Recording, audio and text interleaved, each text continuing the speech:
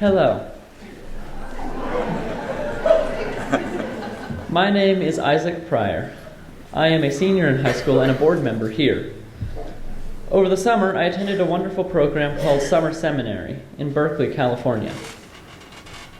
While I was there, I was able to give a short sermon, first to other students and then to a full congregation on Sunday. I'll share my sermon with you in a few weeks, but today I'd like to tell a short story of how I got here in the first place. When I was introduced to this church 4 years ago, I wasn't exactly what most people would call outgoing. I didn't particularly want to meet anyone new.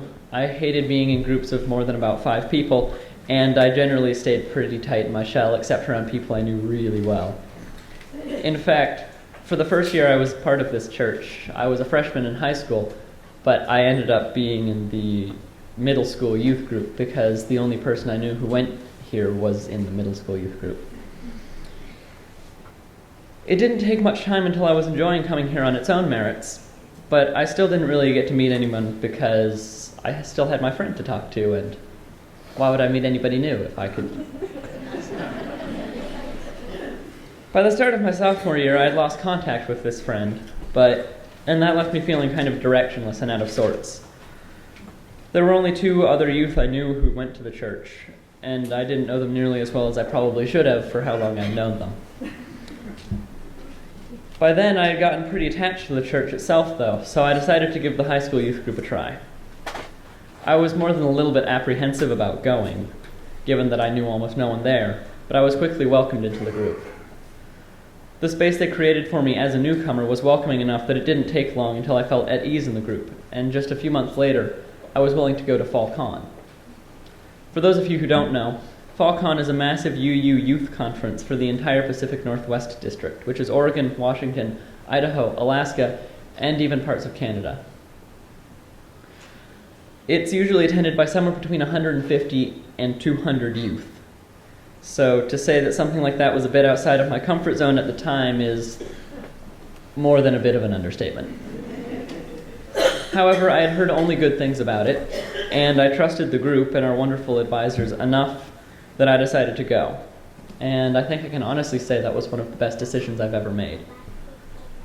One of the phrases we like to throw around a lot in youth group and at cons is radical inclusivity. And I think that just about describes my first con. Even though I preferred to stand on the edges most of the time and just sort of be a wallflower, I always felt like there was space for me, and people frequently reached out to make sure that I felt included in whatever space I was in, whether I was actively participating or not. One of the moments that I remember the most in the first is the first worship, the night we got there. As a newcomer, I brought a candle and was invited to bring it to the chalice at the center and light it, along with all of the other newcomers. Then, at the end, we were all invited to stay and sing if we wished. People left as they got done, and the circle slowly got smaller and closer to the chalice. That night, I was one of the last few people to leave the space. Nearly everything at con is youth-led, and although I didn't feel at all ready that con, I decided I wanted to be part of staff at some point. Over the next 2 years, with the help and support of the youth group and our wonderful youth advisors, and an increasing number of youth and adults from across the entire Pacific Western region, I've become increasingly involved in the youth community. For example, I've been trained as a youth chaplain and gone to Goldmine Leadership School, which is a week-long camp that teaches youth how to give sermons and be UU leaders. I'm also part of the YES team, which connects youth groups across the Pacific Northwest District between cons, and I currently serve on the board here, and was even a youth chaplain at our most recent Fall Con. It's difficult to overstate how much Unitarian Universalism has helped, and especially UUCE has helped me grow and thrive. If someone had told me 2 years ago about summer seminary and said that I would give a short sermon to a full congregation of people I didn't know, I would have laughed and told them that they probably had the wrong guy. I would never have imagined myself anywhere near that courageous. And yet, last summer I found myself doing just that, and I loved every moment of it. So, if you're able to this year, I would ask that you consider donating to UUCE. Many of the youth, including myself, have relied on your generosity for scholarships that allow us to attend trainings like Goldmine and to attend cons. Also, the community, youth group, and Sunday service here have provided me with more support over the past few years than any other space that I've found. Without the encouragement and support of this church, I don't think I would have been able to step outside my shell enough to be comfortable participating in a large group, let alone speaking in front of one. Thank you all so much for your support.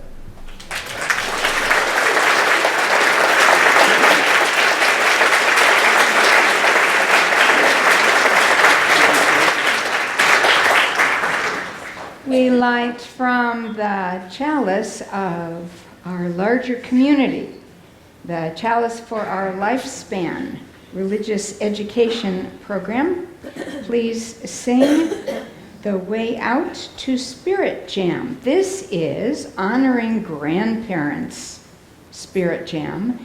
Folks have been preparing to bring their own grandparents or pictures of their grandparents.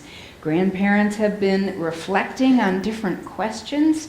So if you would like to witness that or represent a grandparent or are considering joining in a Spirit Jam because you've just simply never done it before and you're curious, please follow our Director of Religious Education, Katie, and the rest of the Spirit Jam people as we sing our recessional for them.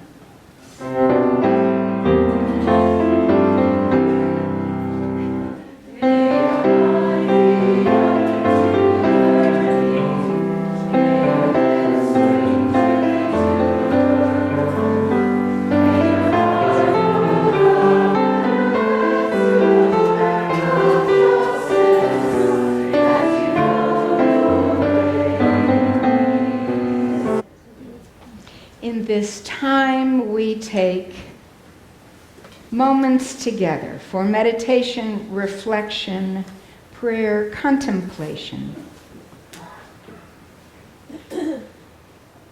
Breathing deeply in, aware of ourselves just as we are, just as we are. Breathing in all of the verbal around us, this building holding our community, all of the rustle of one another sitting together, thinking if you feel willing, just as I am enough.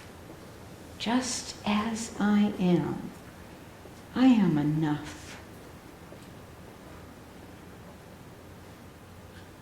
Sending blessings of deep breath and acceptance to ourselves,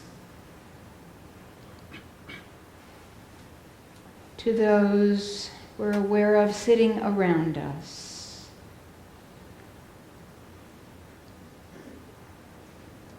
to those in our larger community,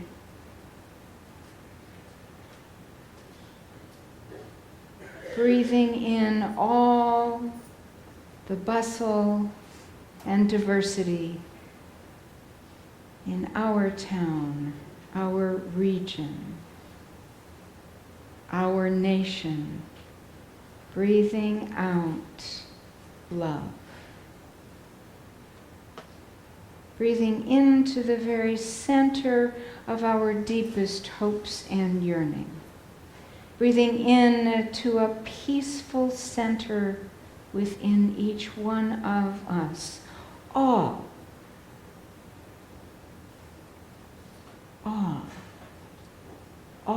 that is part of our world. And breathing out love.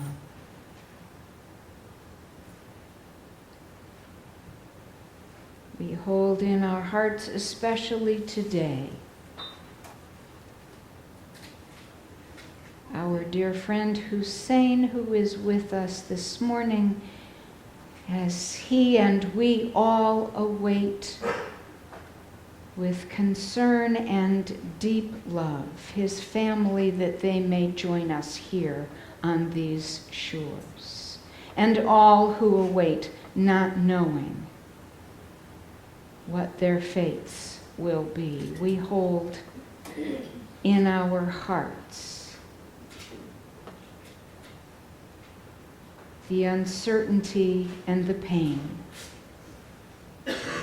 Breathing in to that quiet place where nothing can harm you.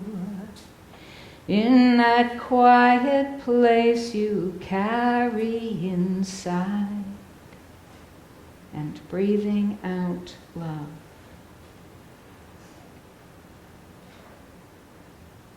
We hold in our hearts especially all those today who fear, who are in pain, who are in recovery,